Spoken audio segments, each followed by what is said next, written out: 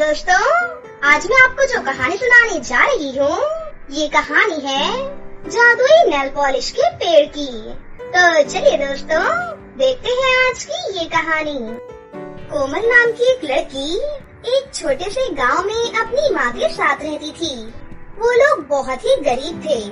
कोमल की माँ दूसरों के घरों में काम करके अपने घर की जरूरतें पूरी करती थी। वक्त गुजरता गया और कोमल शादी के लायक हो गई थी। उसकी माँ इस बात को लेकर बहुत परेशान रहती थी कि वो कोमल की शादी किसी अच्छे घर में कैसे करे। लेकिन उनके पास कोमल की शादी करने के लिए बिल्कुल भी पैसे नहीं थे। फिर वो अपनी बेटी से कहती है, रानी बेटा, मुझे अब और भी ज्यादा मेहनत करनी चाहिए, क्योंकि इतने पैसों में मैं तुम्हारे लिए कुछ भी नहीं कर पा रही हूँ। अब मुझे कुछ और काम करना होगा ताकि तुम्हारी शादी के लिए मैं पैसे जमा कर सकूं। ये सुनकर कोमल अपनी माँ से कहती है, माँ, तुम्हें और मेहनत करने की अब कोई भी जरूरत नहीं है। मुझे शादी नहीं करनी। मुझे आपको छोड़कर कहीं भी नहीं जाना। मैं तुम्हारे साथ ही रहूंगी माँ, और तुम्हारी देखभाल करती रहूंगी। मैं चाहती हूँ कि मैं आपको दुनिया की सारी खुशियाँ दूँ। बस अब आपको और काम करने की कोई भी जरूरत नहीं है। अब आप घर पर आराम करो, क्योंकि माँ, मुझे जॉब मिल गई है। आपको पता है ना, मेरी एक सहेली है जिसका नाम कैटरीना है। मुझे उसकी दुकान में जॉब मिली है। आज से मैं वहाँ पर काम करूँगी। माँ, उसकी कॉस्मेटिक की दुकान है। वो मुझे महीने के पूरे 20,000 रुपए देगी। ये सुनकर कोमल की माँ बहुत खुश होती है और वो कोमल को बहुत सारा आशीर्वाद देती है। कोमल बेटा, ऊपर वाला तुझे बहुत तरक्की दे। खुश रहो और खूब तरक्की करो। अगले दिन कोमल अपनी सहेली की दुकान पर जाती है। फिर कोमल दिल लगाकर वहाँ पर काम करती है। वो बहुत ही अच्छे तरीके से कस्टमर से पेश आती है और सबका खूब ख्याल रखती है। कोमल के आने से पहले कैटरीना की दुकान की सेल बाकी दुकानों से बहुत कम थी, लेकिन कोमल की मेहनत की वजह से उसकी सेल सबसे ज्यादा हो जाती है, जिससे कोमल बहुत खुश थी। लेकिन अचानक कोमल की खुशियों को किसी की नजर लग गई और अगली सुबह कोमल जब दुकान पर आती है तो वो देखती है कि दुकान पर आग लग चुकी है। सब कुछ जलकर खाक हो चुका था और कोमल की दोस्त कैटरीना भी वहाँ पर आ चुकी थी। फिर वो कोमल पर बहुत ज्यादा गुस्सा करती है। क्यों रे कोमल की बच्ची, मैंने अपनी दुकान तेरे हवाले की थी ना। तुमने सब कुछ बर्बाद कर दिया। तुमसे एक दुकान नहीं संभाली गई। तेरे ऊपर तरस खाकर मैंने तुझे अपनी दुकान पर काम पर रखा और तूने मुझे ही बर्बाद कर दिया। तुम्हारी वजह से मैं लुट गई हूँ। कैटरीना, तुम मुझे बुरा भला क्यों कह रही हो? इसमें मेरी कोई भी गलती नहीं है। मैं तो खुद हैरान हूँ कि ये सब कैसे हुआ। चुप कर जा। तुम जैसे गरीब लोगों को मैं अच्छे से जानती हूँ। मुझे मालूम है कि रात के वक्त तुमने सारे कॉस्मेटिक से सामान चुरा कर दुकान में आग लगा दी। अब दफा हो जाओ। तुम्हें यहाँ से फूटी कौड़ी भी नहीं मिलेगी। दूर हो जाओ मेरी नजरों से। कोमल रोते रोते घर वापस आ जाती है। जब वो घर आती है तो उसकी माँ उससे पूछती है, अरे कोमल बेटा, आज तो तुम घर जल्दी आ गई। और हाँ, आज तो तुम्हारी सैलरी मिलने वाली थी ना। बोलो, सैलरी मिली क्या? इतना सुनते ही कोमल जोर जोर से रोने लगती है और अपनी माँ को सारी बात बताती है। ये सब सुनकर उसकी माँ भी बहुत मायूस हो जाती है और उससे कहती है, कोमल बेटा, इसमें तुम्हारी कोई गलती नहीं है। फिक्र मत करो, ऊपर वाला हमारी मदद जरूर करेगा। फिर कोमल रोते रोते सो जाती है कि अब वो क्या करेगी। सोते हुए उसके सपने में एक परी आती है और वो परी कोमल से पूछती है, अरे कोमल, तुम क्यों उदास हो? परी जी, मेरी जॉब चली गई और मुझे निकालते वक्त तनख्वाह भी नहीं दी गई। मैं जिस दुकान में काम करती थी उस दुकान में आग लग गई। उसकी वजह से मुझे नौकरी से निकाला गया। अब परी जी, आप ही मुझे बताओ, इससे भला मेरी क्या गलती है? नहीं नहीं कोमल, इसमें तुम्हारी कोई भी गलती नहीं है। मैं सब कुछ जानती हूँ। मैं तुम्हें एक जादुई नेल पॉलिश का पेड़ देती हूँ, जिससे तुम जितनी चाहो उतनी नेल पॉलिश तोड़कर बाजार में बेच सकती हो। ये नेल पॉलिश का पेड़ मैं तुम्हारे आंगन में लगाकर जा रही हूँ। परी इतना कहकर वहाँ से गायब हो जाती है। फिर जब कोमल सुबह में उठती है तो वो अपने आंगन में जाकर देखती है तो सच में वहाँ पर जादुई नेल पॉलिश का पेड़ होता है। कोमल नेल पॉलिश का पेड़ देखकर हैरान हो जाती है और कहती है, अरे वाह, मेरा सपना तो सच हो गया। और फिर कोमल सुंदर सुंदर जादुई नेल पॉलिश तोड़कर बाजार में बेचने के लिए चली जाती है। उसकी नेल पॉलिश इतनी खूबसूरत होती है कि देखते ही देखते सारी नेल पॉलिश बिक जाती है। फिर कुछ दिनों बाद कोमल अपने लिए एक नेल पॉलिश की छोटी सी दुकान खोलती है और इस तरह कोमल की सारी नेल पॉलिश हर दिन बिक जाया करती थी। कोमल बहुत खुश थी क्योंकि कोमल के पास अब बहुत सारे पैसे आ गए थे।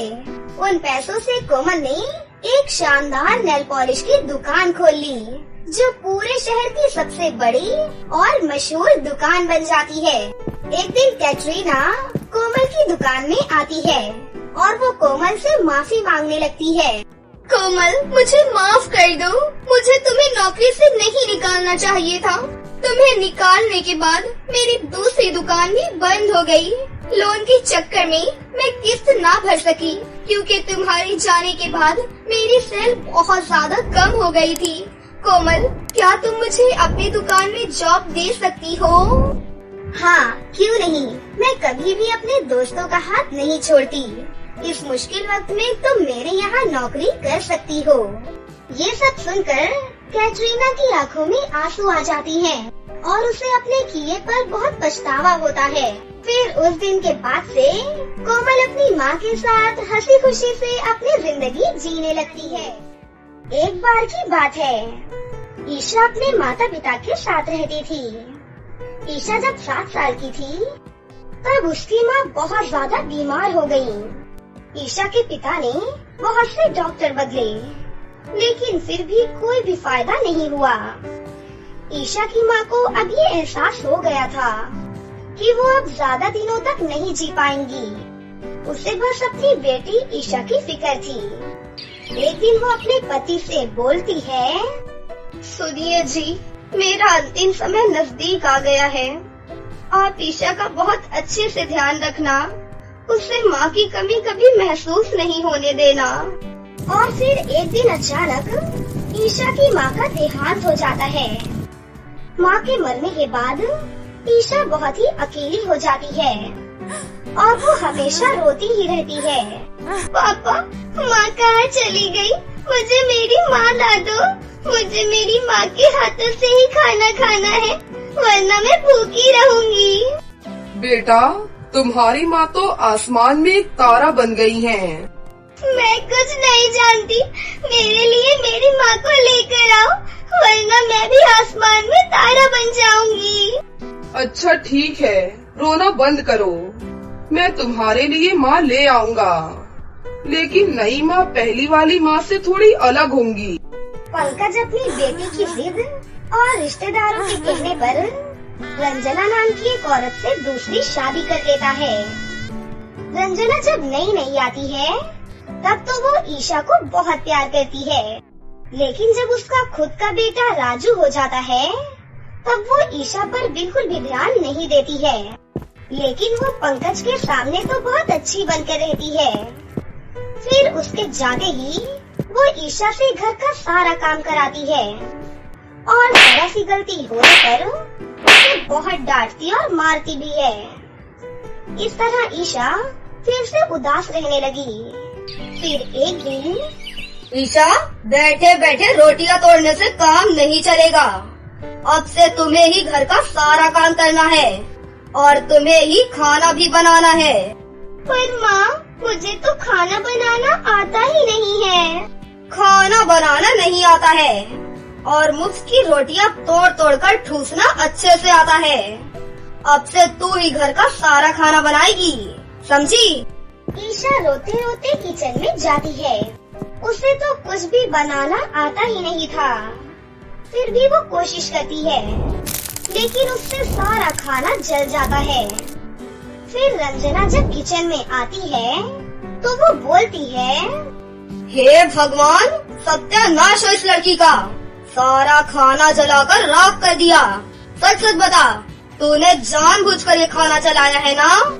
नहीं माँ, मैंने तो पूरी कोशिश की थी, पर क्या तूने जानबूझकर ऐसा किया है ताकि तुझे मैं दोबारा खाना बनाने को नहीं बोलूं? लेकिन मैं तुझे ऐसे तो नहीं छोड़ने वाली। और फिर रंजना गरम चिमटे से ईशा का हाथ जला देती है। अब आज से तुझसे खाना कभी भी नहीं जलेगा, और जला तो तू अपने इस जले हुए हाथ को याद कर लेना।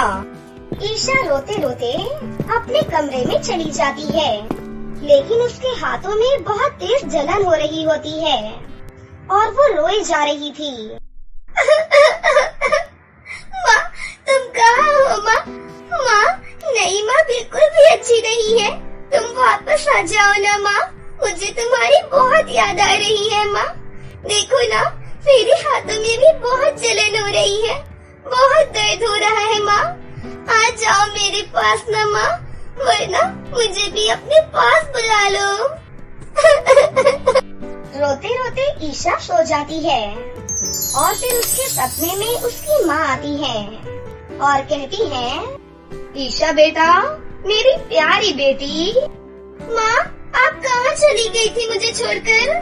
मैं अब आपके पास ही रहूंगी, अब कहीं नहीं जाना आप मुझे छोड़कर माँ। ईशा, मैं तुम्हारे पास ही हूँ, तुम्हें अब चिंता करने की कोई जरूरत नहीं है। तुम मेरे सिंगारदान से एक नेल पॉलिश निकाल कर अपने हाथों में लगा लेना और सब कुछ ठीक हो जाएगा। अगले दिन जब ईशा उठती है तो वो अपनी माँ की वही नेल पॉलिश अपने हाथों में लगा लेती है। नेल पॉलिश लगाते ही ईशा का सारा दर्द गायब हो जाता है और उसका सारा काम भी तुरंत ही होने लग जाता है, जैसे उसके हाथों में कोई जादू आ गया हो। सफाई के लिए ईशा जैसे ही झाड़ू उठाती है, तुरंत ही पूरा घर साफ हो जाता है। ईशा जैसे ही कुछ खाना बनाने का सोचती, वो खाना खुद ब खुद बनकर तैयार हो जाता, वो भी बहुत टेस्टी। आज तो तूने खाना बहुत बढ़िया बनाया है। खामखा नौटंकी कर रही थी कि मुझे खाना बनाना नहीं आता है। अरे तू तो मुझसे भी बहुत अच्छा खाना बनाती है। आपसे ही तो सीखा है माँ। एक दिन रंजना नहा रही थी, तभी फिसलकर वो जमीन पर गिर जाती है और उसकी कमर की हड्डी टूट गई। डॉक्टर ने उसे 1 साल का बेड रेस्ट लिख दिया। उसी रात रंजना के सपने में ईशा की माँ आती है। रंजना, अब तो तुम बहुत खुश हो ना? तुम आराम ही तो चाहती थी और अब तुम्हें जिंदगी भर का आराम मिल गया। मुझे माफ कर दो दीदी, मैंने ईशा पर बहुत जुल्म किया है। उसकी सजा भगवान ने मुझे दे दी। मैं तुम्हें वचन देती हूँ कि मैं अब ईशा को कभी भी नहीं सताऊंगी। मैं उससे राजू की तरह ही प्यार करूंगी। प्लीज मुझे माफ कर दो।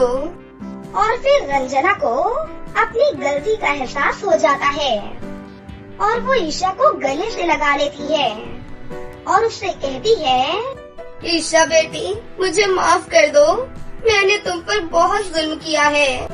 नहीं माँ, जुल्म कैसा? माँ कभी अपने बच्चों के साथ गलत करती है भला? और आज जो कुछ भी हुआ है सब तो आपकी वजह से ही है। फिर ईशा अपनी माँ रंजना के भी हाथ में जादुई नेल पॉलिश लगा देती है। नेल पॉलिश लगाते ही रंजना बिल्कुल ठीक हो जाती है। फिर ईशा अपनी माँ को जादुई नेल पॉलिश के बारे में सारी बात बताती है। फिर सभी लोग हंसी खुशी से एक साथ रहने लगते हैं।